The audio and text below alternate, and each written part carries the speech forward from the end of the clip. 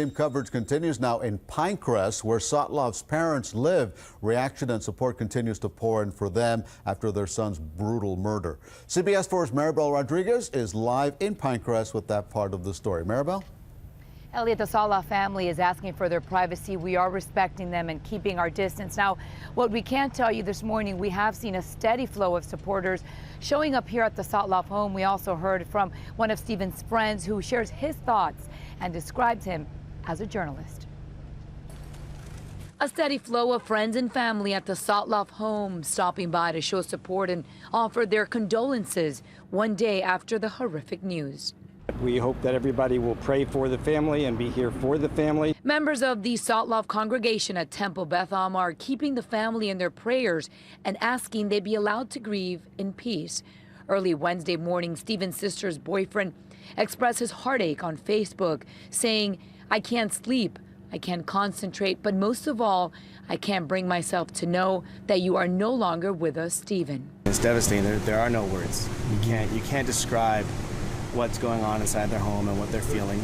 Steven Sotloff graduated from the University of Central Florida and followed his passion for journalism by reporting on the front lines of war-torn countries.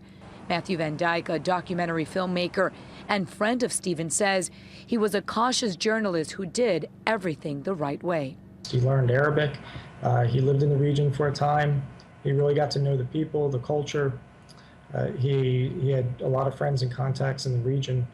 This was a region that was important to him. He wasn't somebody that just jumped from conflict to conflict all over the world. He was sort of a regional specialist, and he knew what he was doing. But unfortunately, he paid the ultimate price at the hands of ISIS. It's absolutely horrible. ISIS are barbarians to have done this, and to have done it twice, and perhaps they'll do it again.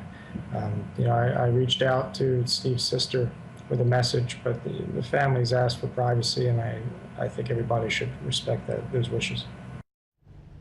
And the Sotloff family will be holding a memorial for Steven Friday at 1 p.m. at Temple Beth Am at 5950 Southwest 88th Street. That's in Pinecrest. And tonight there will also be a candlelight vigil at UCF. That's the school he graduated from. Now, we also spoke with a family friend yesterday who said that once the family is prepared to speak, they will be speaking from their home here in Pinecrest.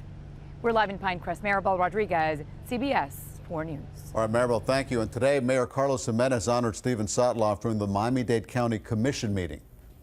Yesterday, a Miami native, Steven Sotloff, was viciously killed by terrorists of ISIS. And if we could just take a moment of silence for him, please.